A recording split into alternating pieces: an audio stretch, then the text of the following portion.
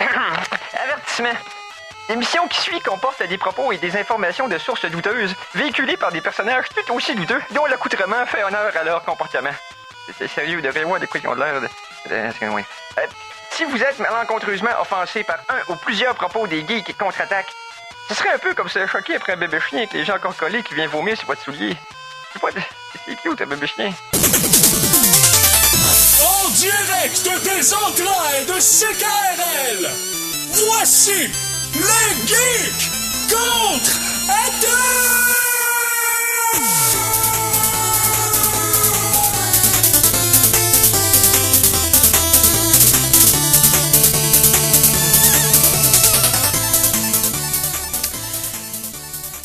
Samedi, le 26 novembre 2016. Bienvenue à cette nouvelle édition des Geeks contre-attaque! Mon nom est Éric Lajoie, et j'ai accompagné puisque, point.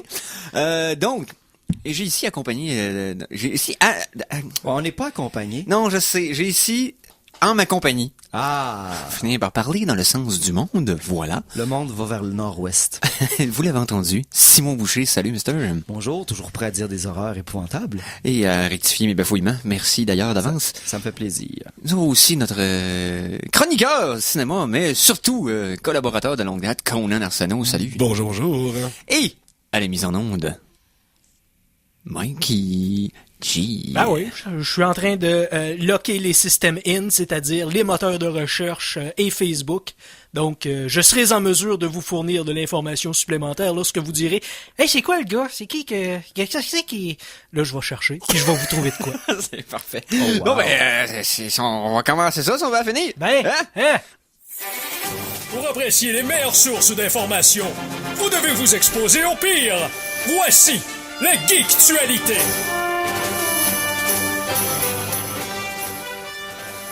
Alors, que s'est-il passé dans les actualités geeks selon vous, messieurs? On va dire plein de choses. Genre quoi? Genre, je sais pas par où commencer. Je regarde le bas de ma liste et je me suis dit, où sommes-nous? Est-ce que ça, j'en ai déjà parlé dans le passé? Ah, parce que tu ne parles pas du haut de ta liste. Tu commences par le bas, toi. Ben là- Non, c'est pas une question. Ils sont pas triés en ordre de qualité, ils sont triés en ordre de date. Donc, je commence par les plus vieilles pour aller vers les plus récentes. OK. Là, je me suis rendu la semaine passée. Donc, Parfait. on pourrait commencer peut-être... oui. Un poste de télévision américaine s'appelle le Science Channels. Oui. Et puis, c'est un poste qui, parle d'émissions avec la science. Puis il y avait une émission un petit peu à la Mythbuster, tu sais, où se faisait des expériences à l'intérieur. Et puis, bien sûr, c'est l'automne, donc il y avait une thématique citrouille. Bien sûr. Oui. Et ils se sont dit, faisons le truc standard. Faisons un canon à citrouille qui est comme un canon à patate. Attends un Oui. peu, là. Un canon. C'est pas dangereux, ça? Ou peut-être. C'est ce qu'on va voir. Donc, au lieu de faire le canon à patate, qui est quand même relativement...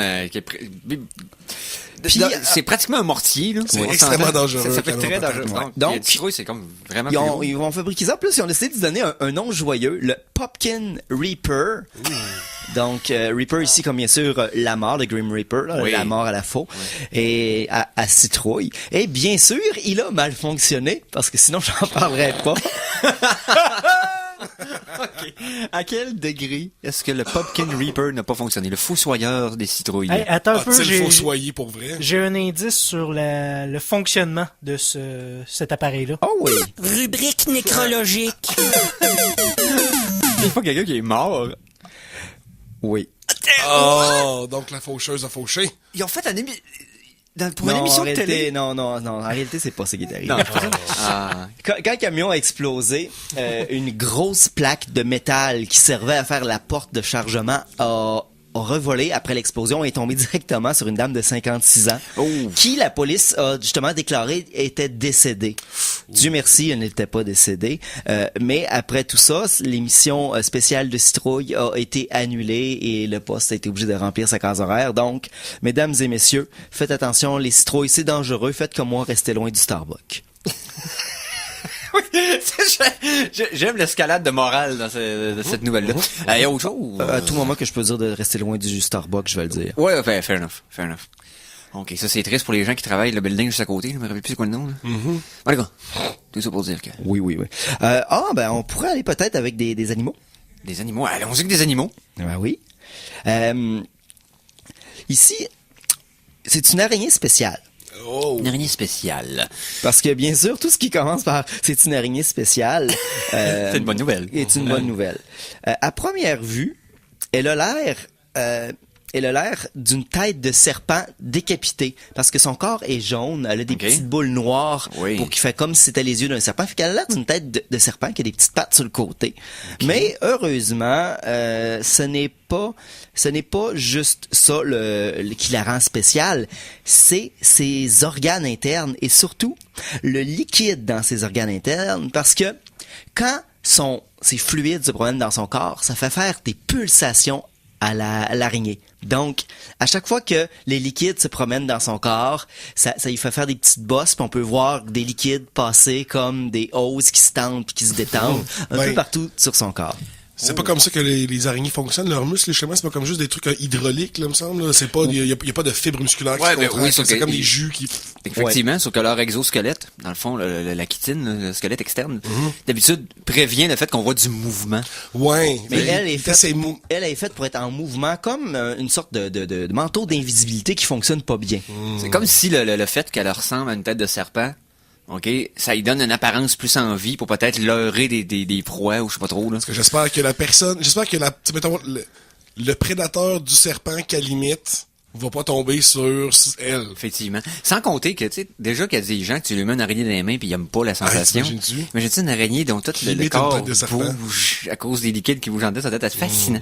Ça vient se rajouter la qualité des araignées dont je vous ai parlé à l'émission, incluant l'araignée capable de planer sur plusieurs dizaines de mètres. Oui, ça rend du monde bien stressé. Il y a des gens bien nerveux avec ça, là. C'est pourquoi j'ai comme une image, tu sais, là, les sacs, là, de jus, là, qu'on buvait avec c'est un petit peu comme ça, mais probablement avec des araignées. Nice. Ouais. Autre chose? Ben oui. Ben oui. Toujours. Tout à fait. Des fois, ici, je parle ça comme, en tant que personne, on met beaucoup d'intérêt à notre beauté, à notre look. Et des fois, il y a des gens qui disent, moi, je suis juste pas capable de me peigner. Tu sais, il y a des gens que peu importe ce qu'ils font, leurs cheveux sont impossibles à contrôler. Ils vont être dans les airs tout le temps. Eh bien, c'est vraiment un vrai problème, c'est physiologiquement basé, ça s'appelle le syndrome des cheveux impeignables et il y a une cause biologique derrière tout ça ici. T'es intéressé, ça m'arrive. J'ai tout le temps des... Oui. Donc, de quoi je souffre, Dr. Simon? Mais ça donne, honnêtement, c'est plus compliqué que ça. T'as vraiment l'air d'avoir les cheveux électrocutés. Et puis ça affecte aussi la poussée des ongles et des choses comme ça.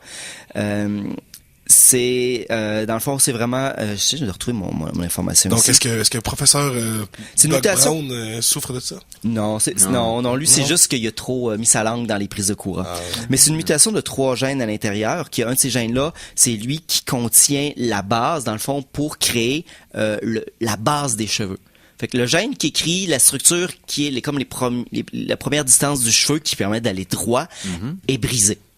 Ce qui fait que le cheveu commence tout croche, donc il finit tout croche. Ah oui, c'est souvent ce qui arrive. Hein? Ouais. Belle leçon de vie, ça. Puis les 2 autres enzymes qui sont brisées, en plus, c'est les enzymes les gènes qui s'occupent des enzymes qui construisent le cheveu. Fait que la fondation est croche, puis les constructeurs qui construisent sur la fondation sont complètement sous au travail. Donc ça donne des cheveux. Ils utilisent du matériel de mauvaise qualité. Donc ça fait que c'est complètement impossible physiquement pour ces personnes-là de se peigner comme il faut. C'est biologiquement c'est des erreurs biologiques, mais ils peuvent pas rien faire contre ça. La nature les empêche. Exactement. C'est ce qu'ils peuvent dire. C'est pas une question de c'est pas dormi beaucoup cette nuit, c'est que ça les cheveux mouillés. Non, j'ai 3 gènes défectueux. Tu peux dire ça. Et ainsi voir tes chances de te reproduire disparaître, là, mais non, mais c'est tu veux qu'on fasse. C'est un mince prix à payer pour, hein? Oui. Avoir des cheveux. Non, mais un rasoir, puis t'en as plus de problème. Oui, c'est d'accord. Mais faut En tout cas, et c'est pas tout C'est le drôle, monde qui j'ai est comme prêt. 2-3 rasoirs chez nous, j'ai des problèmes, là. C'est quoi, ça m'arrive, là, comme tout le monde. Moi, j'ai vu beaucoup de films, là, puis il y a des gens qui arrivent avec des rasoirs puis ont des problèmes par la suite, là. Ouais. Ils ont plus de problème après, par exemple. Sweeney Todd, des affaires comme ça. Il y a des gens avec des rasoirs qui font des choses qui donnent des problèmes. Oui. On est rendu là! OK, on va à la musique. OK. La chanson de la semaine! Chanson de la semaine numéro 1. Et là, on va y aller avec quelque chose qui m'a été inspiré de la semaine dernière. Donc, on avait écouté Philippe Braque, la semaine dernière ou l'autre semaine d'avant? Semaine dernière. Semaine dernière. Donc, son album qu'il avait repris en chiptune, que j'avais trouvé fascinant. Bienvenue à Enfantville. Oui, exactement. C'était vraiment bon. J'ai vraiment aimé ça. Et j'ai fouillé dans ma bibliothèque de ce que j'avais raconté un peu la semaine dernière, c'est-à-dire Keygen Jukebox, qui est un site internet qui avait rendu disponible des milliers et des milliers d'introduction de programmes de piratage d'autres programmes. OK? Mettons que quelqu'un, dans les années 90, 2000, voulait avoir un programme piraté, ben, il y avait ce qu'on appelle un keygen, donc un programme qui, lui, générait une clé fictive pour pouvoir, comme, enregistrer le programme et pouvoir l'utiliser malgré qu'il avait été piraté sur Internet. Ces programmes-là étaient faits par des hackers, entre guillemets. Et souvent, il y avait une tonne de fond en background pendant que le programme démarrait. Et c'était tout des tonnes de chiptunes. Et là, j'ai ramassé une énorme banque de ce site-là. Et j'ai fouillé là-dedans pour me sortir une bonne tonne de chiptunes. J'avais aimé ce que j'avais entendu la semaine dernière. Donc, on va écouter pour le programme Power ISO 3.1 KG. Le remixeur Core. Parce que il y a certains musiciens, dans le fond, entre guillemets, ont vraiment fait beaucoup de chansons pour différents programmes comme ça. Et c'est de Keygen Jukebox. On écoute ça à l'instant sur les ondes des Geeks contre-attaque.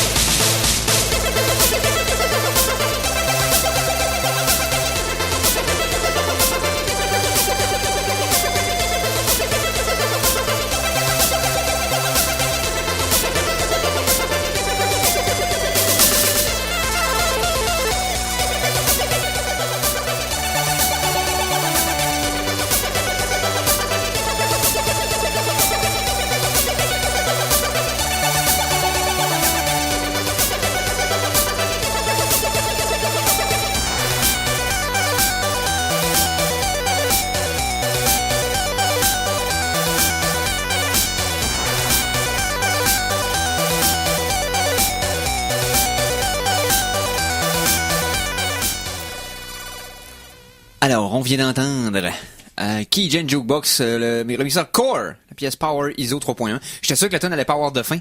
C'est pour ça que je l'ai fait fader, parce que souvent, cette tune-là, t'es faite pour être en loop. Hein. Oui, fait que la plupart de ma banque, qui a pas de fin, ça l'en avait une. Je suis déçu de t'avoir fait fader. C'est pas grave, c'était bien bon.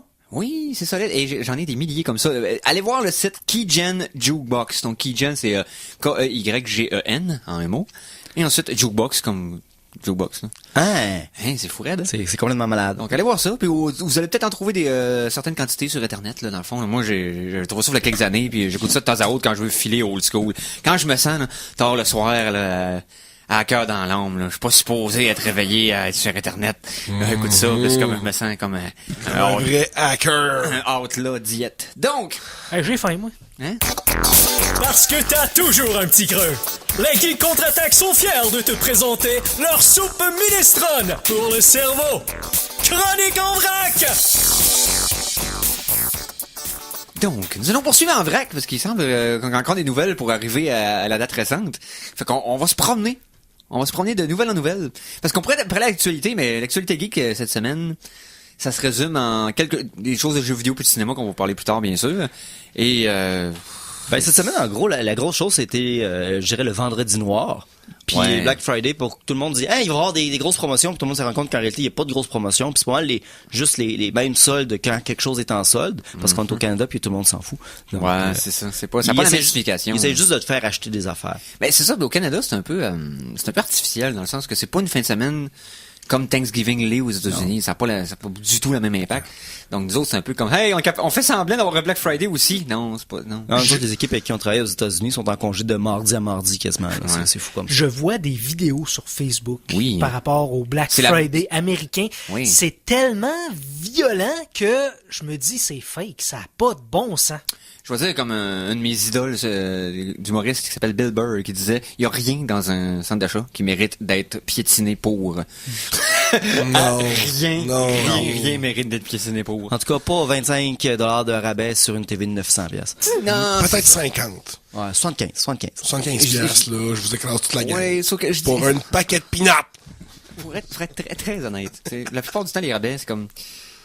Le temps que ça te prend pour attendre en ligne puis te battre pour avoir le rabais, est-ce que tu values pas ton temps à plus que ça pour les rabais que t'as eu? Ben, moi, j'ai une idée pour... Passer une journée de temps à attendre. Si vous êtes au Canada et que Oui. vous avez profité de certains rabais, ben vous pouvez remettre cet argent excédentaire-là à l'humanité pour le creusage d'un trou.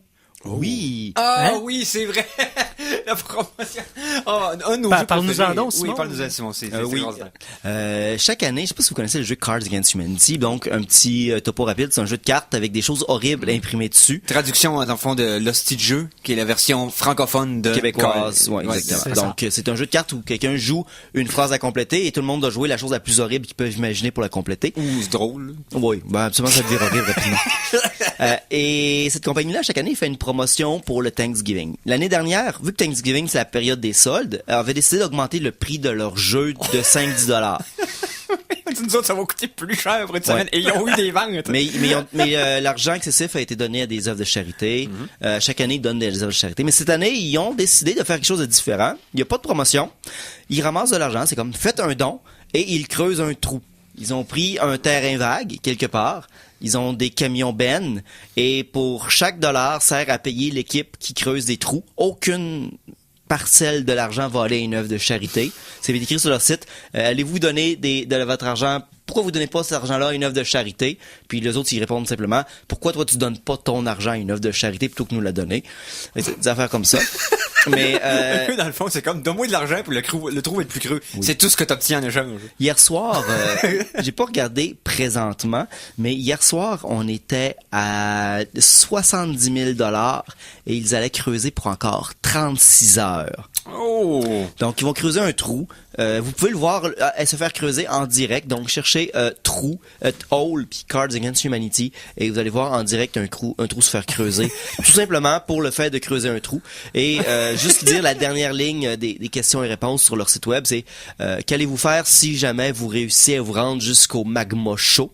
Et ils ont simplement répondu, si jamais nous touchons le magma chaud, nous allons peut-être enfin sentir quelque chose. Oh, c'est triste. Je pense qu'il y a un petit peu de frustration électorale dans cette promotion-là.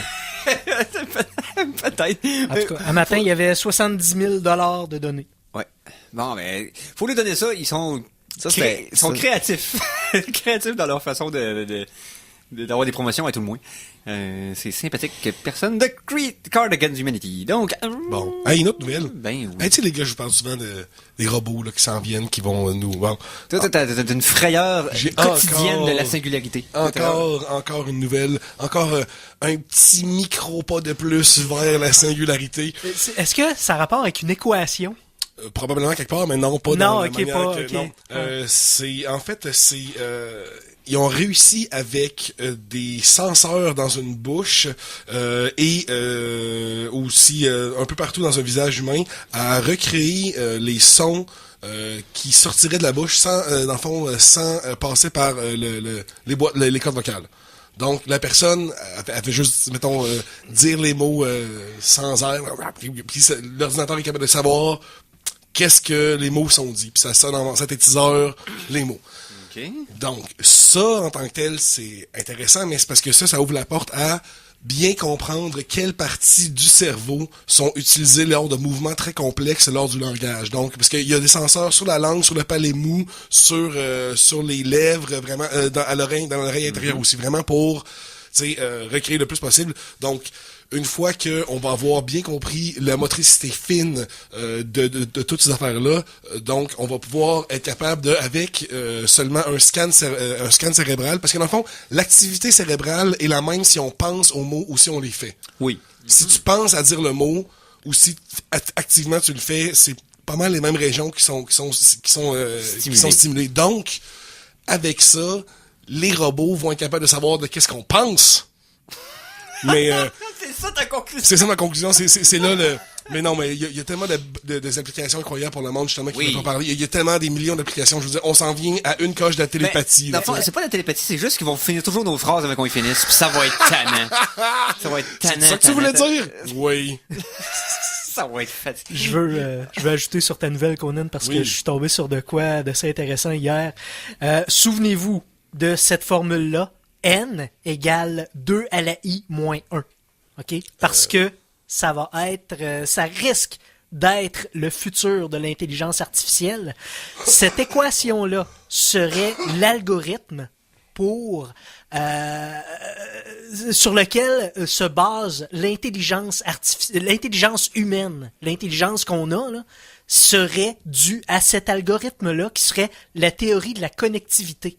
C'est juste cet algorithme-là qui nous permettrait de faire des connexions par rapport à ce qu'on pense, par rapport à ce qui est devant nous, par rapport à tout ce qui existe finalement. C'est ça une louche, là. Je veux dire, ça, mais on connaît pas beaucoup de la cognition puis la capacité du cerveau humain pour avoir un algorithme Mais déjà. le N, c'est pourquoi? Écoute, je suis pas un scientifique, là. C'est pas écrit dans l'article? Ben, c'est pas, Ils parlent d'une équation puis ils disent pas c'est quoi les équivalents de l'équation. Ben, écoute, E égale à C2, on sait que c'est énergie est égale à la masse. La masse. Puis C, c'est pour croate.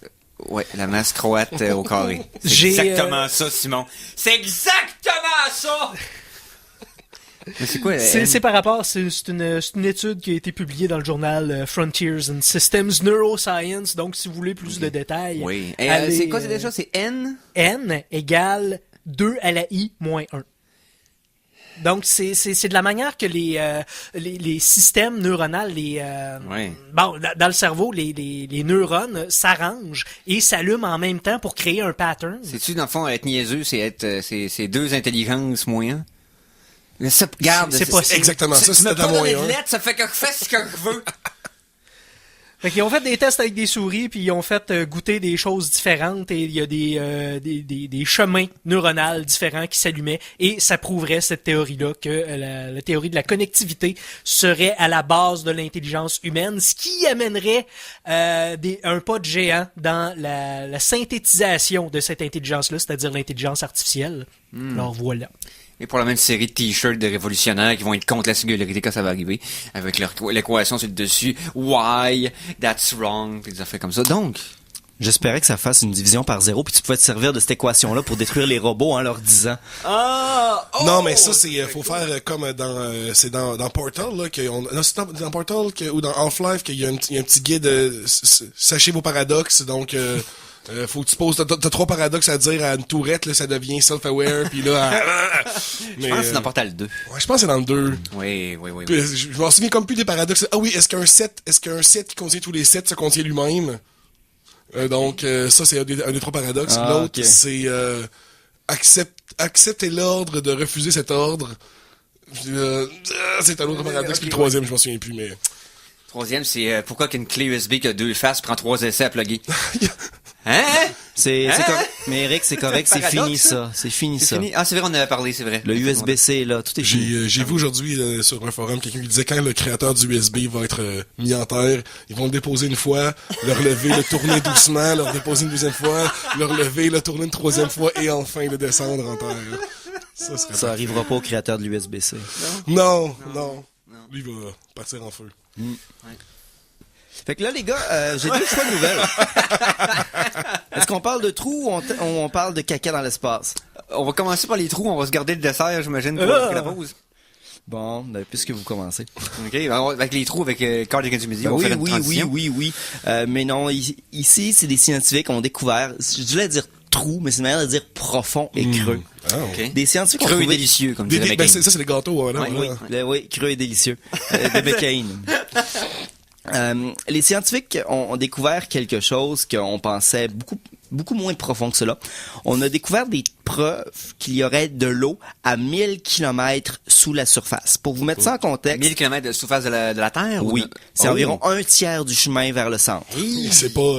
C'est très proche du magma.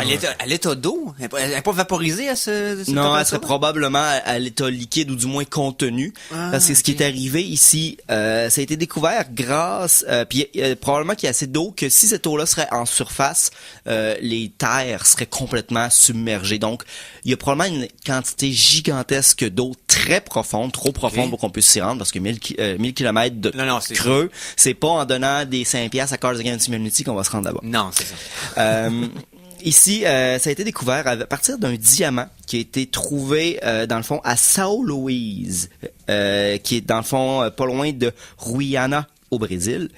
Ce diamant-là avait plusieurs particularités. C'est un diamant de profondeur. Il est sorti d'un volcan. C'est des pierres qui sont faites sous les hautes pressions et les hautes chaleurs souterraines. Et à l'intérieur, grâce à des appareils infrarouges, ils ont été capables de trouver des présences de plusieurs types d'ions et d'autres traces minérales qui sont uniquement possibles dans l'eau. Donc, c'est des ions et des minéraux qui se créent dans des dissolutions liquides.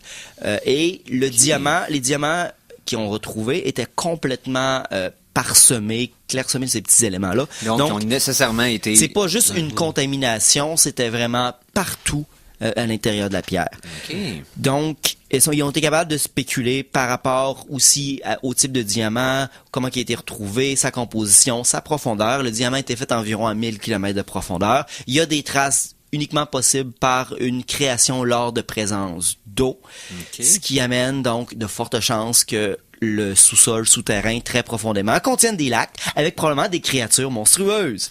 Là ici, les scientifiques disent pas les créatures monstrueuses, c'est moi qui les rajoute, mais je suis pas mal sûr qu'il y a des créatures Non, mais monstrueuses. ça pourrait être une théorie intéressante, comme de quoi que la Terre aurait eu 2 vies. Tu sais, au moment que ça a commencé à se ramasser, peut-être qu'il y avait commencé à avoir de l'eau à surface, mais qu'après des cataclysmes spatiales, ça s'était recouvert de pierre et là, ça continue de grossir, mais qu'il y a une couche d'eau qui a resté de cette peut-être première genèse de vie-là. Juste pour mettre en contexte, l'eau qu'on savait qui existait dans les profondeurs de la Terre n'allait pas plus bas que 600 km, ce qui est quand même très profond. Très profond, mais on rajoute un 400 km de plus. Fait que c'est creux. Mais la vraie question, c'est que ça goûte. Peut-être qu'on va voir Evian Deep. Ça va être une eau minérale avec des traces de diamants et d'ions qui vient des profondeurs de la Terre. Ah. Parce que checker bien ça, c'est sûr que l'instant où est-ce que quelqu'un annonce, tu sais, ça va arriver. Ben oui. Ça va arriver, le deepest. Mais surtout qu'on trouve des traces, on n'arrête pas de trouver depuis quelques semaines là, de l'eau sur Mars, c'est plus un mythe là. C'est comme il en trouve. Ça, j'ai vu une nouvelle aujourd'hui qu'ils ont annoncé qu'il y avait autant de lacs, autant d'eau que dans le lac supérieur. Dans une des fosses qu'on trouvait de la glace. Ouais. Ça fait qu'à un moment donné, il y a quelqu'un qui va boire de l'eau de Mars. Là. Ouais, c'est sûr. Oui. Tu sais, Puis il va mourir. sûrement. Ouais, Parce qu'il va avoir enlevé son casque. C'est ça, c'est exactement ça. Pour déguster son verre. Ou il va prendre une petite paille en biseau puis il va essayer de faire un trou dans son casque. Bon, mais je pense que là-dessus, on va aller se payer une bouteille d'eau. Oui, on va aller en pub, puis on vous revient tout de suite après pour la suite des geeks contre-attaque. Ici, c'est François Pérusse. Et ce que vous écoutez en ce moment, c'est les Geeks contre-attaque. Fait que, watch out. À CKRL 89,1. Kalachnikov, la compagnie, a décidé de refaire un branding, de refaire l'image du très vieux et quand même vénérable fusil, le AK-47. À partir de maintenant, le Kalachnikov, mesdames et messieurs, est une arme de paix. Toute l'actualité techno dans l'émission Les Geeks contre-attaque dans un instant. Ouais, c'est ça. C'est des chips de 6 pouces de large et de 4 mm d'épais. Voilà. Ouais. Ils sont plus gros que les chips ordinaires en plus. Qui viennent avec un petit sachet que ça a l'air de la mayonnaise, mais en réalité c'est du Saint-Doux. Ouais. Puis il y a comme plus de sel dedans. Puis en dedans, il y a du gravy. Ouais, c'est ça. Dans le fond, c'est la sauce qui tient le sel ensemble. Oh my God, qu'on est rendu loin. Le sac lui-même est frit. Les propriétés Marvel, Disney, Star Wars, Square Enix, Final Fantasy dans la série qui...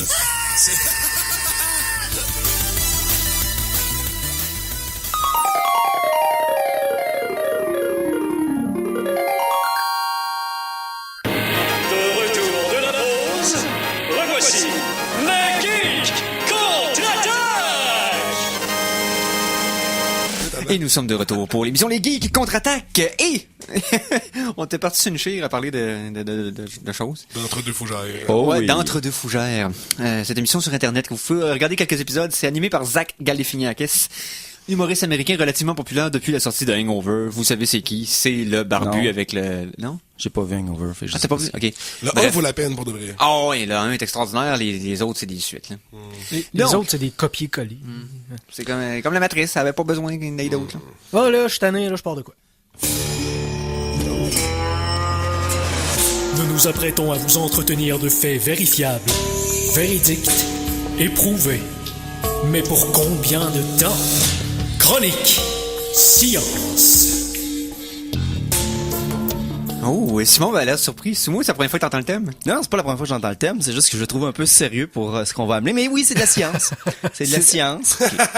La science. Ici, c'est de la science de duodénum. Donc... C'est un appel à tous les scientifiques qui nous écoutent en ce moment, qui ont une passion en ingénierie pour trouver des solutions. Oui. La NASA a un problème. Oh. Et quand la NASA a un problème, la NASA demande de l'aide. Puis là, la NASA a décidé de demander de l'aide à tout le monde. Puis la NASA est même prête à mettre 30 000 $ pour les gens qui sont capables d'aider la NASA. Là, ici, je parle de la NASA un petit peu trop à la troisième personne, puis je la nomme. Ouais, puis là, en plus, tu le dis de façon nasillarde, la NASA. La NASA. La NASA. La nasette spatiale. Bon. La NASA, elle a une nasette. OK. La NASA a un problème. Comme vous le savez, de plus en plus, les voyages dans l'espace vont être longs. Oui. Présentement, les astronautes ont souvent besoin de faire 10 heures dans leur combinaison spatiale. Oui, c'est... Et c'est juste pour les voyages aller à la station internationale, des choses comme ça. Il faut les réparations de maintenance. Exactement. Mais c'est vraiment, quand tu pars du sol, le temps de partir dans les airs, de faire ta rotation, d'aller te docker, débarquer, tu restes souvent dans ton costume de cosmonaute pendant au moins 10 heures. Et la NASA a besoin de savoir quoi faire avec le caca des humains quand ils sont dans leurs habits pendant plus de 10 heures. Oui. Oui, c'est un gros problème. C'est un vrai problème, ou j'ai ce problème-là tout le temps? Parce que, oui. Est-ce qu'on se rappelle? Moi aussi, constamment, je reste 10 heures dans le même linge. Mais je ne sais pas si vous vous rappelez, il y a quelques années, il y avait une astronaute qui était allée en Floride tuer son ex-petit ami. Oui, puis qui avait mis des couches. Exactement, parce que c'est ça. Puis on avait su un peu plus sur la vie d'un cosmonaute par cet événement-là, parce qu'elle avait conduit de Cap Canaveral à la Floride extrêmement rapidement, parce qu'elle ne s'était pas arrêtée, parce qu'elle portait ses couches de cosmonaute. Donc, présentement, la NASA utilise une vieille technique qui s'appelle la couche pour permettre à ces astronautes de rester longtemps. Mais là, si on va sur Mars ou si on fait des longues missions... Ça macère longtemps. Ouais, c'est ça. Ça va être de plus en plus long. Il va falloir que tu macères de plus en plus longtemps dans ton petit jus. Donc, la NASA est prête à offrir 30 000 $ pour toute personne ou groupe prêt à les aider à développer un système qui ne demande pas les mains, bien sûr, c'est spécifié, qui peut ramasser les déchets du corporel jusqu'à 6 jours. C'est quand même un bon challenge. Donc, mesdames et messieurs, si vous, à la maison, vous avez une super bonne manière de gamer pendant 6 jours sans vous lever du sofa, ou Dieu sait pour quelle raison vous avez pas besoin et êtes capable de faire un kit spécial, envoyez ça à NASA, ils vous donnent de l'argent. Parce que, comme a dit Rick Mastracchio, un vétéran des navettes Soyouz ainsi que de la Station Spatiale Internationale, voler dans l'espace, c'est pas toujours glamour. C'est pas toujours glamour. glorieux. Et il parlait effectivement ici des cacas spatiaux. Oui, bon, ben, c'est important. Non, mais je viens de vous donner une manière de faire 30 000 $. Oui. C'est vrai. Ils ont une façon de s'en débarrasser. C'est-à-dire, ce qui est drôle, c'est que le fait de se débarrasser des excréments comme ça, c'était la prémisse d'un film assez bizarroïde de Jack Black. Vous vous souvenez-vous? Oh, non, my God. Comment ça s'appelait? God. Greed. C'est ça? Me semble. L'affaire du genre de Ben spray. Stiller, là, qui Ouais, font du spray qui transforme en... Qui transforme les cacas de chien qui fait disparaître, là. C'est bizarre C'était pas comme très film. bon, il y a une affaire que je trouve très bonne, puis ça m'a donné, il y a quelqu'un qui dit a little poison, puis il y a une personne asiatique qui comprend a little person. Ah non, la personne asiatique dit a little poison, mais la mère qui elle dit, Jack Black comprend a little person, puis là, il capote. C'est tout. Simon, Je pense que vous avez parlé de film, les gars. Simon, juste avant que tu poursuives, parce que tu parlais du voyage vers Mars, ça pourrait prendre jusqu'à 70 jours. Juste 70 jours. Parce que le EM Drive, je sais pas si on en a parlé l'année dernière. Honnêtement, moi, le EM Drive, je l'ai encore en stand-by. Peu importe ce que les gens disent, il y a beaucoup de papiers qui disent qu'ils pensent que ça marche, mais ils savent pas pourquoi. Fait que tant qu'il n'aura pas été appliqué, honnêtement, c'est de la bullshit. Ça fonctionne pas sur papier. Mais cette semaine, il y a eu du nouveau, en fait, en ce sens que c'est en train d'être validé par les pairs. Une autre étape dans le processus scientifique, c'est en train de se faire checker comme du monde par des gens qui sont en dehors du projet. Donc, je vis d'espoir et d'eau fraîche, mais je veux que ça marche. C'est extrêmement contentieux parce qu'il y a beaucoup de sites extrêmement sérieux qui y sont toujours contre puis continuent à dire que c'est n'importe quoi. Juste pour vous dire, en passant, les geeks qui nous écoutent, c'est un moteur à propulsion électromagnétique, tout simplement. Oui, c'est ça. Bon. Qui est à l'intérieur d'un genre de cône inversé. Dans le fond, on serait capable de... Des micro-ondes. Puis des ondes qui vont s'entrechoquer de façon extraordinaire, puis ça pourrait créer une poussée qui est pas limitée par la physique de la combustion. Voilà, c'est un peu ça. Là. Mais est-ce qu'on va voir? Ben oui. Bon. Moi, honnêtement, tant que ce sera pas en application, il y a trop de choses qui marchent pas. Puis c'est encore la communauté scientifique est encore trop divisée. Là, là tu vas me dire que les pyramides, ça existe pour vrai, là? Ben, il y en a en Égypte, là. Ouais. Mais... Ce sera les pyramides. Je sais pas, tu voulais parler de je voulais parler pyramide. d'une pyramide, mais c'est pas une pyramide. Ah, ok. C'est une structure pyramidale. Structure pyramidale. Excusez. Bon, on parlait des scientologues. Non! Mais ça implique quand même une secte. OK. Oh, c'est correct. C'est avant. Non, on parle du Dakota du Nord. Le Dakota du Nord. Le Dakota du Nord. Parce qu'au Dakota du Nord, il y a une ancienne base militaire. Dans le fond, c'était un système antimissile. Okay. Donc, t'avais un aire de lancement, puis c'était un silo de lancement antimissile pour intercepter des attaques vers les États-Unis. Et la structure qui contient les systèmes antimissiles est en forme de pyramide gigantesque en béton, parce que c'est un silo souterrain qui a une forme pyramidale extérieure pour le lancement. Et là, présentement, les municipalités du Dakota du Nord ont eu des petits problèmes avec une secte. Parce que les autorités voulaient tout simplement acheter le territoire pour débâtir le tout, parce que c'est des vieux bâtiments de béton en décrépitude qui voulaient se faire débarrasser. Mais le terrain a été acheté par les Utérites, qui, eux... J'aime le nom. H-U-T-T-E-R-I-T-E-S. Oh, oui, bien sûr. Qui, eux, sont une secte pacifique reclus qui n'ont aucun contact avec l'extérieur. OK. Ils viennent de se griller un bunker, là. Ils viennent de s'acheter un bunker en forme de pyramide ainsi qu'une série de structures de béton environnantes. Et le tout, bien sûr, ça a fait un peu fâcher les autorités locales. Mais tu sais, c'est une secte pacifique qui garde à eux-mêmes. Leur seul contact que les journalistes ont eu, c'est un gars qui s'appelle Dwayne. Dwayne. Qui, lui, présentement, sa job pour les Utérites, c'est d'aller là à tous les jours pomper l'eau, parce que vu que c'est une structure souterraine abandonnée, ben c'est plein d'eau. Fait qu'avec des pompes, il va vider ça à tous les jours. Et il y a quelques années, avant de la mettre en vente, les autorités avaient fait faire une visite, une inspection. Et un des gens qui s'occupait de l'inspection a marché sur du bois pourri qui a craqué. Il est tombé 65 mètres sur du béton et est mort. Donc, c'est quand même un endroit dangereux. Qui a l'air d'être un endroit pour un méchant de James Bond, contrôlé par une secte pacifique. Ça risque d'être intéressant. Ah, ça me fait penser à la secte du missile dans le 2e Planète des singes. Ouais. Vous vous souvenez de ça? Est-ce que c'était les utérites? Je sais pas si c'était les utérites, mais il avait trouvé une ogive dans le fond, puis il vénérait comme un dieu. Puis c'est le deuxième, dans les originaux. Les originaux, ouais, c'est ça. Oh, oui. Ouais, non, il y en a pas eu d'autres. C'était réouvert TVA dans les années 90, une chance sur 2 qui passe l'après-midi. Tellement. Chaque été, il passait tous les planètes des singes. Ouais, ça, les Made for TV, les séries, Ouais, tout ça. c'est vrai. Il y en avait tellement de séries. Mais d'ailleurs, le 3e est en tournage, là. Ah oui? Il y a Rise, il y a Dawn, puis il y en a un nouveau qui s'en vient. Ouais. Donc, c'est War of the Planet of the Apes, je pense qu'il va s'appeler. Donc, On va-tu enfin nous avoir, ces maudits singes-là? aucune idée, mais c'est juste que la série très intéressante. Ce reboot-là est d'une qualité qui m'a surpris. Moi aussi, on ça est parti m'a- à parler de film, on continue de parler de film? Après la... oui, donc. Après la pause musicale? Ben oui. Ok, ok. La chanson de la semaine 2! Chanson de la semaine numéro 2. Et allons se promener dans mon set de musique favori de jeux vidéo remixés, c'est-à-dire un des seuls qui a suffisamment d'historique pour être crédible. Overclock Remix. Je parle ici d'un mix qui est sorti cette semaine. Donc c'est tout frais, tout chaud. C'est du jeu Ocarina of Time. C'est du thème, bien entendu, la Gerudo Valley. Donc, le thème qu'on utilise pour l'intro de Sabrina, quand elle est avec nous, c'est son intro. Mais on va entendre une nouvelle version, dans le fond. Ça s'appelle Time Crush. Et c'est un collectif qui a réalisé, donc Overclock University. On écoute ça sur les ondes des Geeks Contre-Attaque.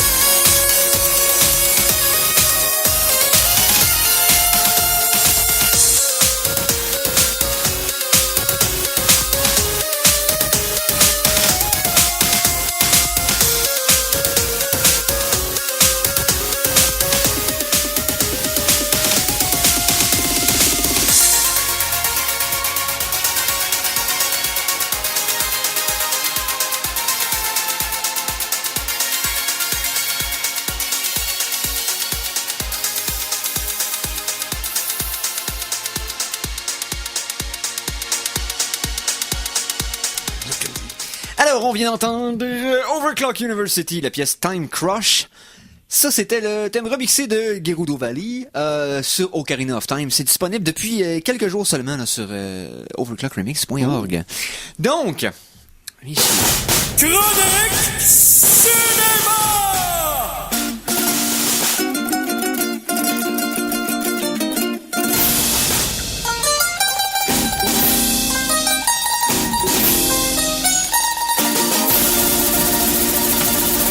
Bon, il sort rien intéressant jusqu'à Rogue One. De quoi on parle? Non, c'est pas vrai.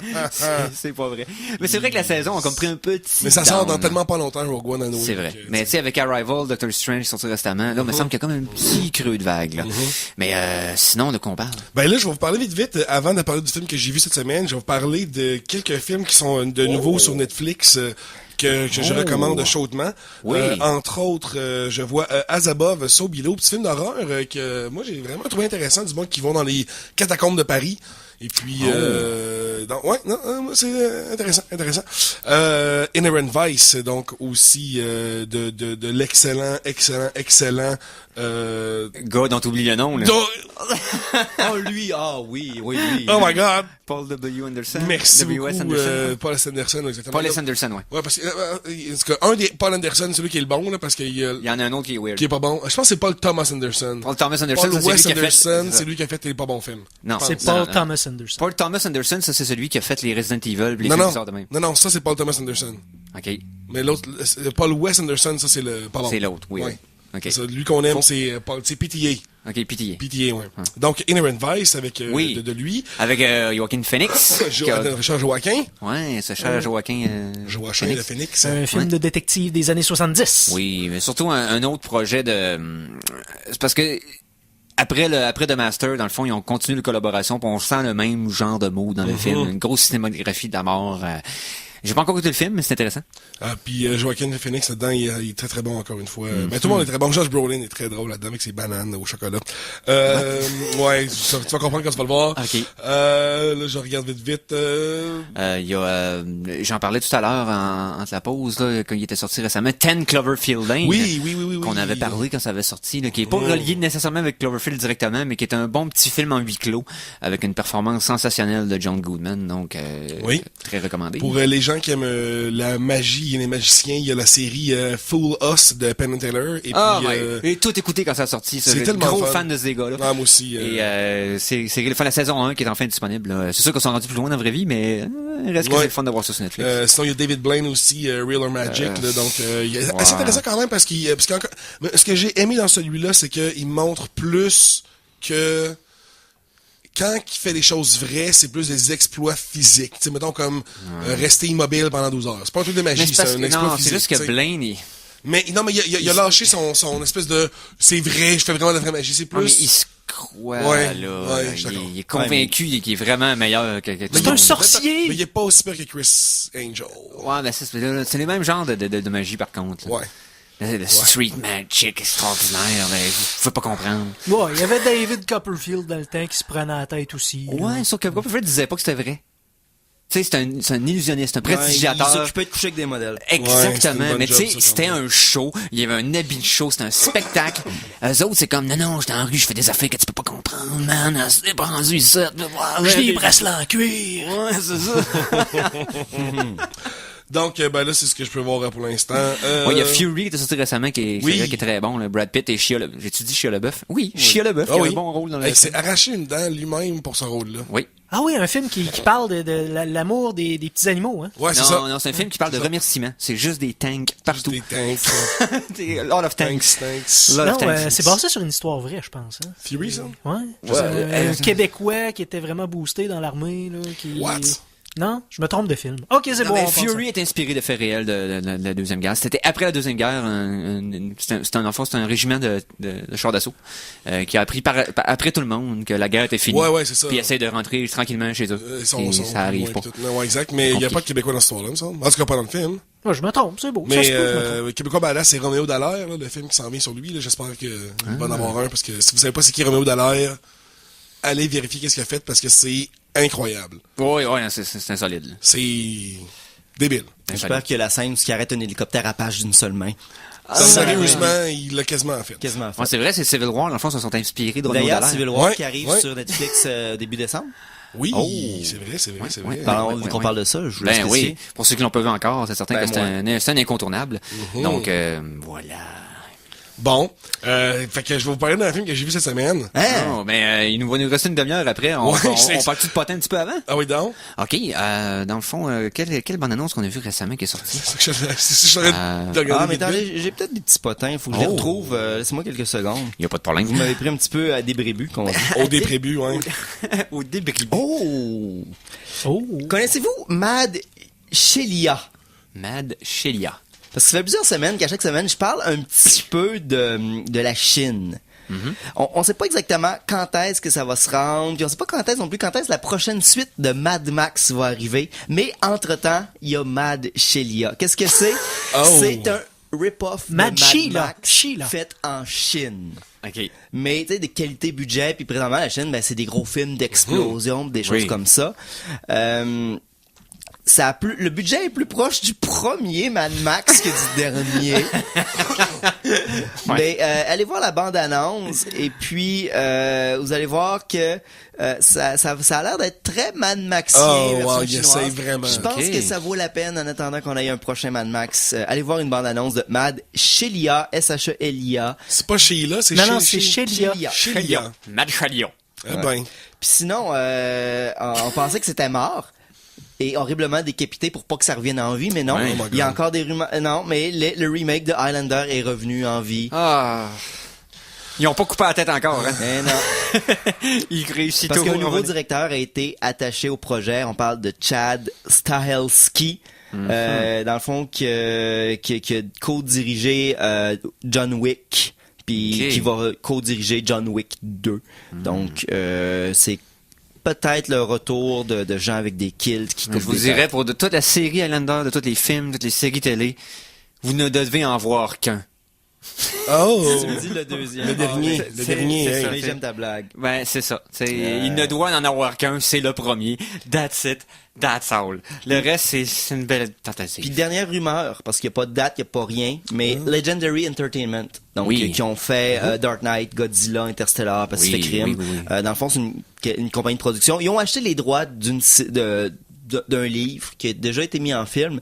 Fait qu'on sait pas, il y a rien annoncé, il y a pas de directeur, rien, mais ils ont obtenu les droits pour le film et la télévision de Dune. Ouais. Je Fait vais te parler de une ça. fois de plus, Dune revient en train de flotter, elle et son épice près de nous. Fait qu'on n'a pas de nouvelles. Ça peut être un film, ça peut être une TV, ça peut être un dessin animé, ça peut être un hologramme érotique. On verra n'a aucune idée. Ouais, non. Est-ce que vous avez vu cette semaine le trailer de la nouvelle bande-annonce de Kong? Oui, j'allais en parler. Kong Skull Island. Ouais, exactement. J'ai été surpris. Parce que le ton a l'air le fun. Le Kong en question a l'air gigantesque. Gigantesque. Parce qu'ils vont peut-être avec l'échelle un peu de Godzilla. Ouais, Le- puis le il va être sur ses pattes arrière, vraiment, plus Ouais, comme ouais, les ouais, vieux ouais. Kong. Oh boy. Oh! Ouais, parce qu'on parlait tantôt. Oui, continuez parce que vous en Ouais. parlez tantôt. J'ai une nouvelle de Paul W.S. Anderson. D'ailleurs, Fait que, continue. Ok. Mais c'est ça, donc Kong, Skull Island. Oui, donc dans le casting a l'air sensationnel. William C. Reilly, qui est toujours, John C. Reilly. Effectivement, ouais, non, là, je me mêlais avec William S. Macy, qui jouait tous les deux dans des films Tout souvent. le temps, mais- dans les films de Paul Thomas Anderson, justement. qu'on parlait tout à Et l'heure, voilà. bien sûr. Donc, non, c'est ça, c'est donc John C. Reilly. On voit beaucoup plus dans la deuxième bande-annonce. Très intéressant. Je me souviens même pas d'avoir vu avant, je pense. Non, je pense qu'il n'avait pas été dévoilé dans la première Parce que là, il est bande-annonce. vraiment là beaucoup. Là, il y a même des jokes beaucoup dans le trailer que je m'attendais pas à ce qu'il y ait. Peut-être ton léger, là, il allait plus à la Jurassic World qu'à la Ouais. se prend trop au sérieux, la Godzilla Ouais. le remake, là. Puis il y a un petit, il y a un petit quelque chose avec ce personnage-là que je trouvais vraiment, vraiment intéressant. C'est un petit clin d'œil qu'il y a à une série obscure. Ok, c'est une série, c'est Tim and Eric, Awesome Show, Great Job. Oui, dans lequel il faisait un docteur, le docteur Steve Brule, Brule. exactement. Ce personnage-là, comme, a quelqu'un, tu sais, comme, a passé à travers la série dans le sens que ce personnage-là a ses choses à lui tout seul sur Internet, mais ça part quand même de ça. Et puis, son slogan, c'était For Your Health. Et quand on voit John C. Reilly, quand il se tourne de bord, sur son gilet, c'est marqué « Good for your health ». Et j'ai comme fait « Oh my God! » T'as une nouvelle à nous parler, Simon? Oh oui, vous aviez parlé tantôt de Paul W.S. Anderson, Ouais. qui faisait justement les Resident Evil. Capcom, qui font les jeux de Resident Evil, s'entendent bien avec lui parce qu'il leur fait faire beaucoup d'argent avec ses films. Ouais. Donc, il a dit, hey, peux-tu s'occuper d'autres films pour nous? Puis lui, il a dit, ben, ça me tenterait beaucoup. Surtout, qu'est-ce que vous me donnez? Ouais, parce que là, Mila Jovovich arrive à 60 ans à un moment donné. Il va falloir qu'il arrête. Il s'est fait offrir une des plus belles franchises de Capcom. Côté pour faire un film. Okay, Cependant, j'attends si c'est sarcastique ou pas, là. Non, je niaise pas. Ici, je parle de Monster Hunter. Oh! Mais attention, bon, pour ceux qui connaissent pas Monster Hunter, vous jouez un personnage qui équipe soit des types d'armes et vous chassez des monstres, c'est des genres de tableaux avec des zones, parce qu'il y a des petits monstres minuscules, mais il y a toujours un gros monstre que vous devez poursuivre partout, vous l'attaquez un petit peu, il se cache, puis là, vous devez le retraquer puis l'achever. La dernière version de la Wii est extrêmement populaire, un très bon mode de jeu en ligne pour jouer en groupe, pour chasser des monstres ensemble. Okay. Donc voilà. Dans le fond, la prémisse, c'est que pour chaque monstre, il y a un héros, et c'est l'histoire d'un homme américain ordinaire dans une job qui n'aboutit nulle part, qui découvre qu'il est le descendant d'un ancien héros et qui doit travailler dans un monde mystique pour s'entraîner pour devenir un chasseur de monde et ainsi combattre des créatures mystiques. Parce que, en gros, la prémisse, qui n'est pas du tout tirée du jeu, c'est que tous les monstres de la mythologie, si on parle des dragons, des minotaures, des dragons chinois, des manticores, ont tous déjà existé. Et ils ont tous été tués par un héros mythique. Chaque monstre a son héros, entre guillemets. Et un jour, les monstres ont disparu, ainsi que les héros. Et là, tout à coup, les monstres commencent à revenir et les héros doivent revenir. Et c'est bien sûr à cet Américain typique qui n'a pas de futur et qui vit dans l'enfer de Trump, qui doit apprendre les pouvoirs mystiques de chasser des gigantesques créatures avec une épée trop grande et accompagné de sidekicks qui sont des chats anthropomorphiques. Bien sûr. Ça va être spécial. Je sais pas quel rôle tu vas donner à Jovovich. C'est une série. Une série? Oui, ils veulent, si ça marche, ils vont en faire 69. Ah, je dis 69, là, mais je veux dire, c'est un peu comme Resident Evil. Ils vont en faire tant et aussi Transformer, c'est ça. Ouais, mais là, c'est le gars de Resident Evil, fait qu'il va faire le même process. Underworld de ce monde. Oui. Le titre, c'est ça, je pense, c'est bien War of the Planet of the Apes. Oui, c'est ça, j'avais dit, exactement. War, ça. Et dernière petite bit d'information. Oui. Rick and Morty, saison 3, mars 2017. Oh, c'est annoncé! Mars 2017. C'est loin. C'est loin de mourir d'ici là. C'est quand même 4 mois. Hey, merci Simon, tu nous quittes? Oui, je m'en vais couvrir mon corps de bacon. Ah, ok.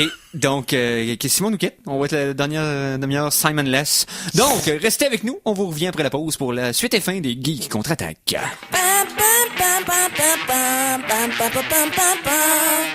CKRL 89.1.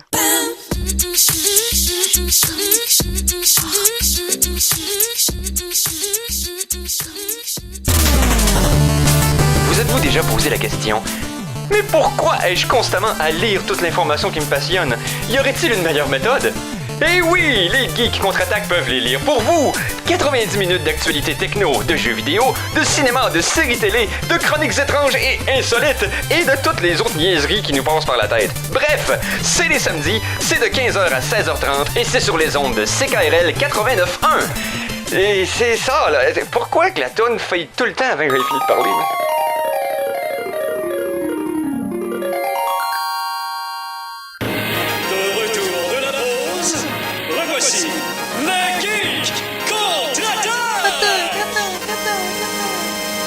C'est ce toco artificiel que nous poursuivons l'émission des Geeks contre-attaque.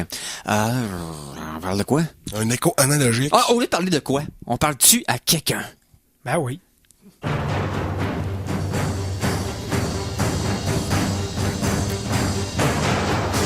Après Conan le barbare, Conan le destructeur et Conan le bibliothécaire, voici Conan l'Arsenault.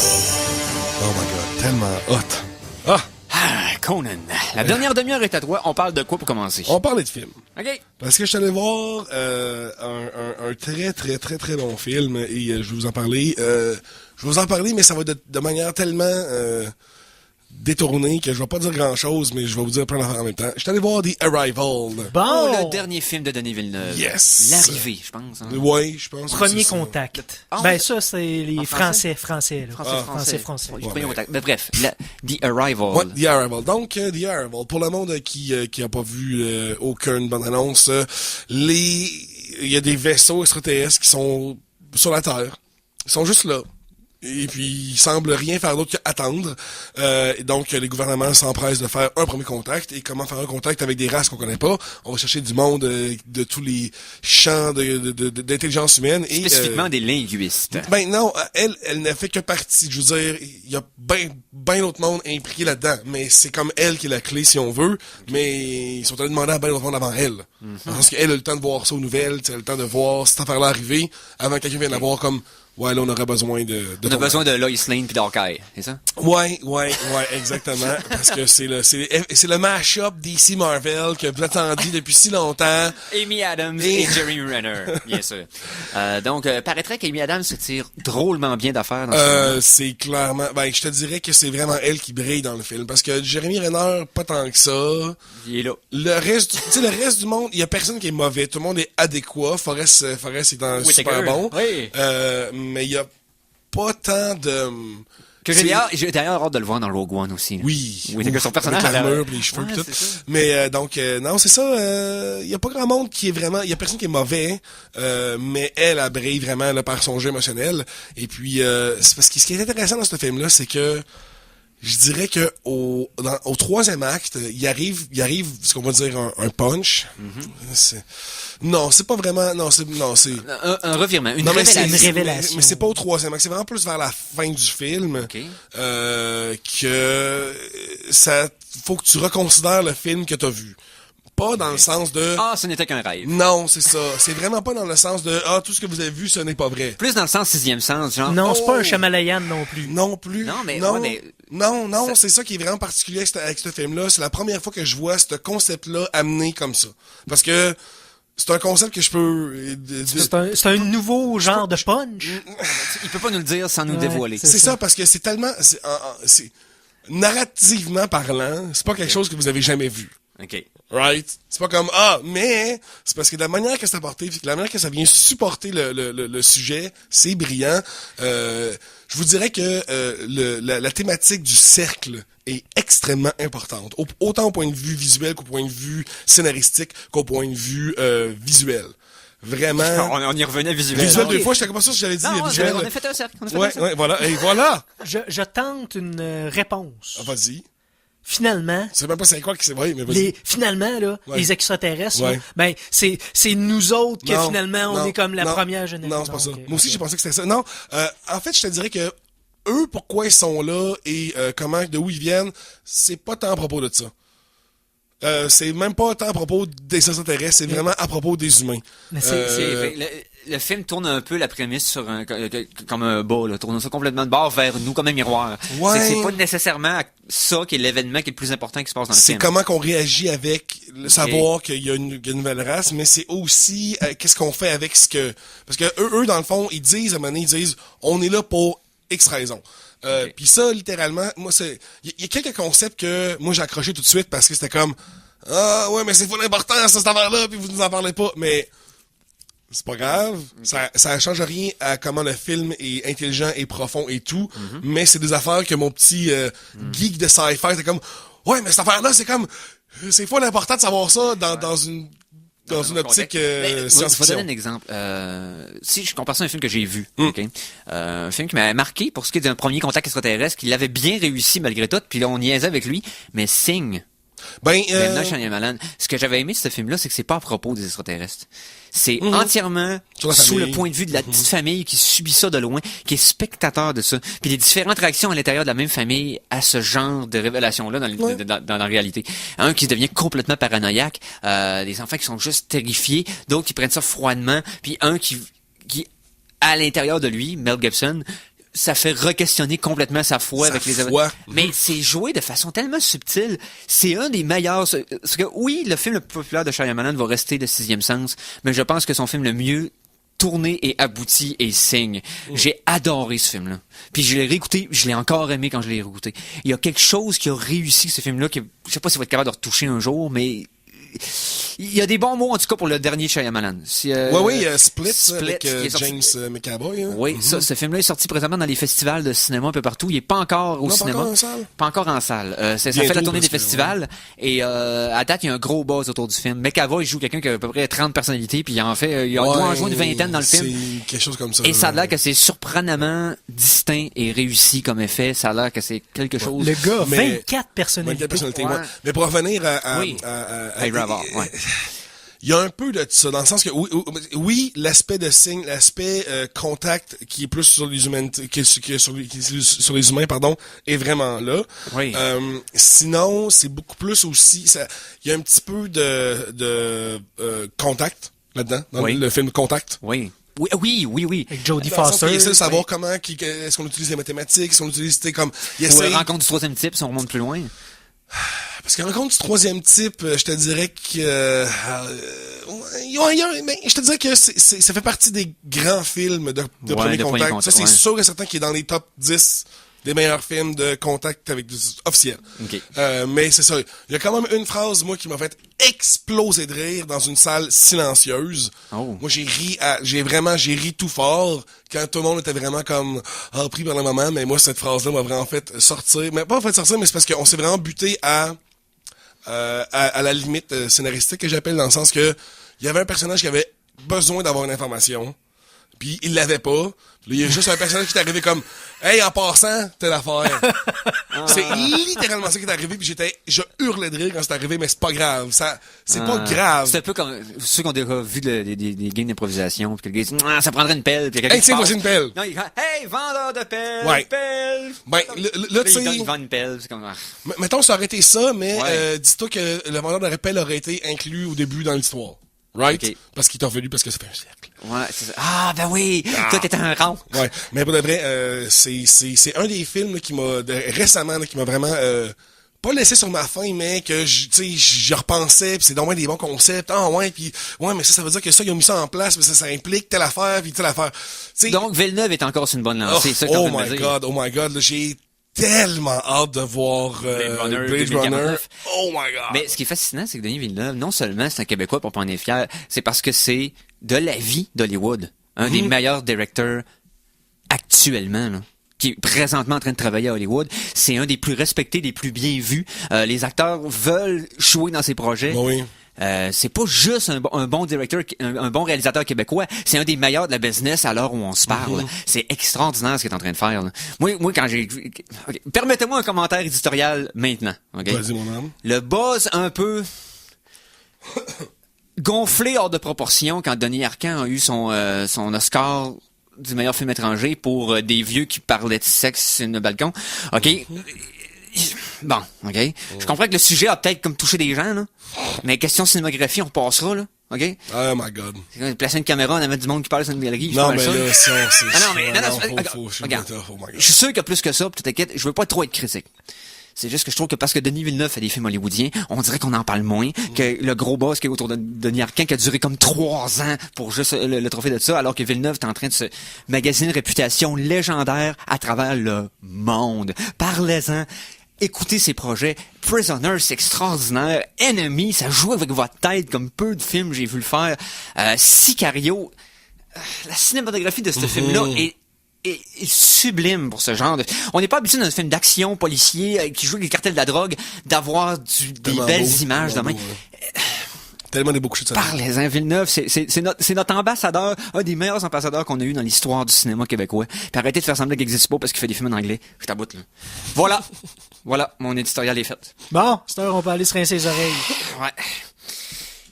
La chanson de la semaine 3! Ah, excusez, là, je suis choqué, là. Non, mais je suis seul à penser ça, ou... Ah non, moi, personnellement, les invasions barbares, puis... Je comprends que ce film-là parlait de choses importantes à des personnes qui ça a le fait de... c'est pas que j'y enlève de quoi, mais c'est hors de proportion avec... Enlève-y tout ce qu'il y a, ce maudit film-là. J'ai pas besoin de rien enlever. C'est juste que ça, comparé avec l'œuvre que Villeneuve en a de la cravate présentement, Non, ça c'est va une goutte d'eau dans C'est l'océan. comme comparer des tomates puis de la sauce à spaghetti. Non, c'est comme comparer des tomates avec 8 camions de tomates. Tu comprends ce que je veux dire? Tous ces films marchent, Villeneuve. Ouais, ben, ces films québécois, 32 sur Terre, c'était pas si malade que ça. Non, ben c'était spécial. Maelstrom, c'était correct. spécial. Maelstrom, c'était correct, ben, la scénographie correct. encore une fois. Ouais. Mais Incendie, t'as peu, là. Ouais, je l'ai pas encore vu. Je l'ai pas encore vu sur Incendie. C'est des films qu'il faut que je vois. Ouais. Mais bref, non. Villeneuve is the man pour tout de suite, puis je veux qu'on en parle. Donc, allons maintenant dans une toute autre ordre d'idée. Là, j'ai aucune transition, en fait, ce qui s'en vient. Là. J'avais une tonne de Megaman dans la tête avant le show. Donc, j'ai été chercher dans la trame sonore de Super Smash Bros. Wii U. Et dans la catégorie Megaman, il y avait un remix de Yusuke Takahama de Megaman 3, pour ne pas le nommer, le Shadowman Stage. On écoute ça parce que c'est badass. Au Geek contre-attaque.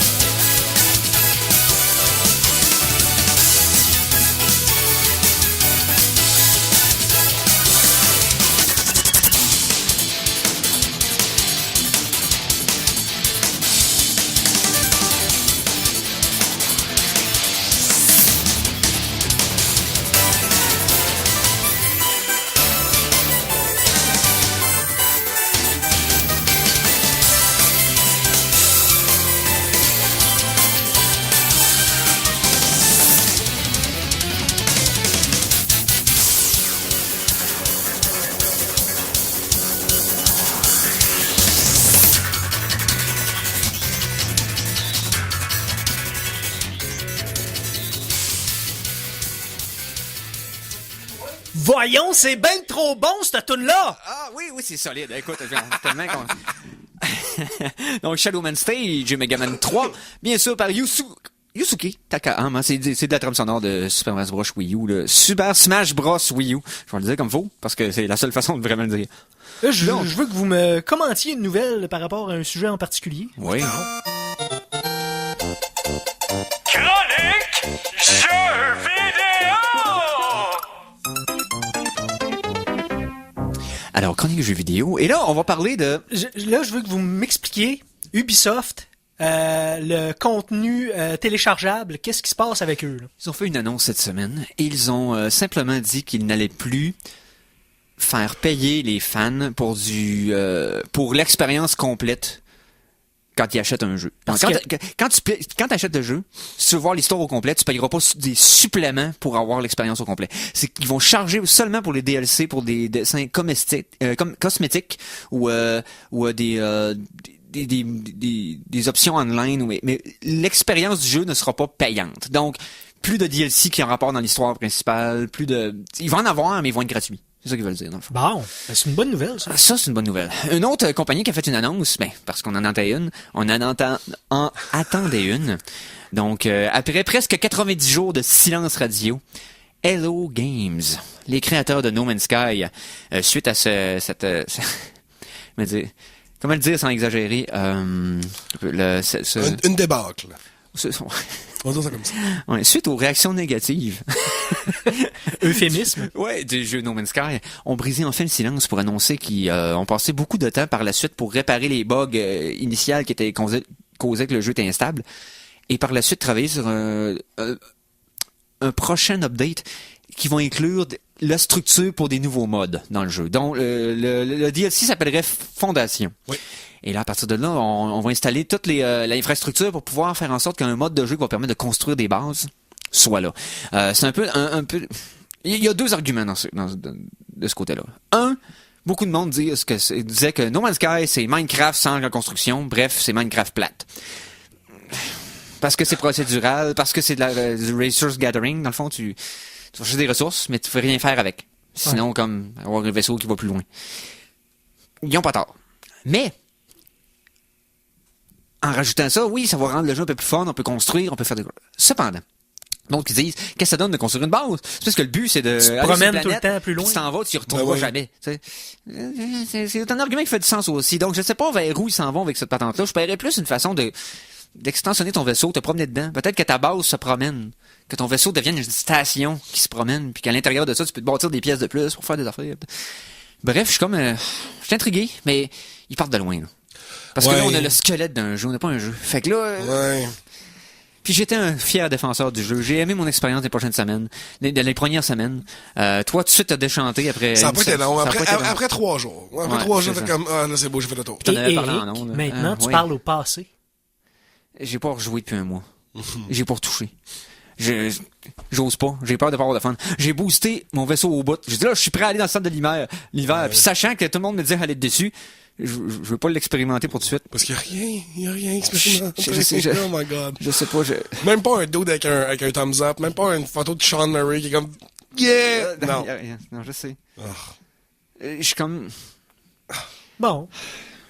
Mais moi, je suis quand même, je fais quand même partie de l'école qui pense que si cette patch-là marche, ils vont continuer à le patcher, puis à mettre des updates, puis là, peut-être qu'à maintenant, peut-être qu'à la fin, peut-être que dans 2 ans, 3 ans, on va être au niveau de ce qu'ils nous ont promis. Ce serait le fun. On voyait le squelette de quelque chose de sensationnel. Mais oui. Mais là, dans le fond, est-ce que toute cette débâcle-là va détruire leur désir de continuer ça? Je ne sais pas. Tout ce que je sais, c'est que dans leur message, ils ont expliqué un peu la situation, ils ont admis le fait que leur silence radio était c'était une décision qu'ils avaient prise. Oui. Parce que une grosse partie du pourquoi qu'il y a eu cette débâcle-là, c'est le fait que le monde était beaucoup trop... Mettons que Sean Murray, le développeur en chef du jeu, a peut-être plus parlé qu'il aurait dû. Okay? C'est peut-être... c'est de s'emporter par sa propre hype. Ouais, c'est ça. Donc, il s'est peut-être dit, je suis mieux de pas parler par-dessus, pour pas remplir la situation, faut aussi bien de fermer ma gueule. Ce qui est un sage... Très sage conseil. Tant que t'as pas d'autre chose à offrir, ferme-la. C'est ça. Puis là, c'est en parlant trop qu'ils ont peut-être brisé la réputation du jeu. Donc, parce que s'il y avait seulement laissé la bande-annonce du E3, faire des petits updates à tous les 6 mois, rien de plus gros que ça. Mais là, pas de faire toutes les émissions de télé, faire des grosses entrevues de fond qui expliquent le jeu, qui montrent le démo, qui donnent des features tout de suite. Je pense qu'ils se sont trop laissés emporter par ça. Les médias les ont amenés là-dedans. S'il y avait été Wise, mais en même temps, il y avait Wise. C'est une compagnie de 4 personnes. Il n'y avait pas l'expérience d'un gros développeur.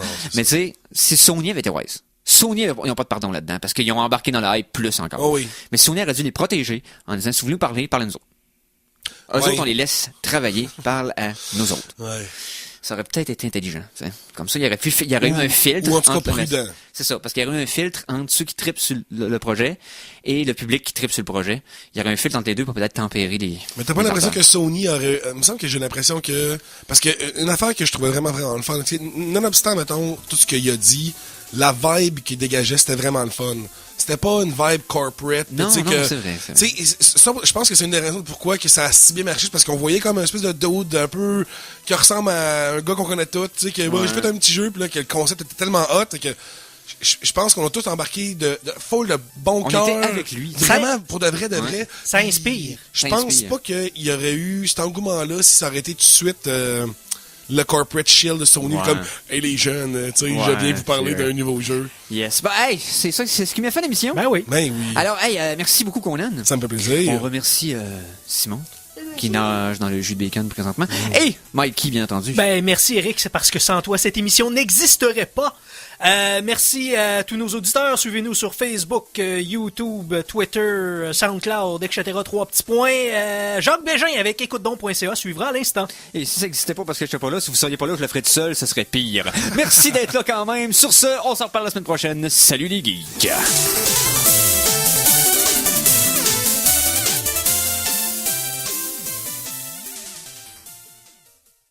Téléchargez l'émission Les Geeks contre-attaque sur ckrl.qc.ca ou abonnez-vous à son podcast sur iTunes.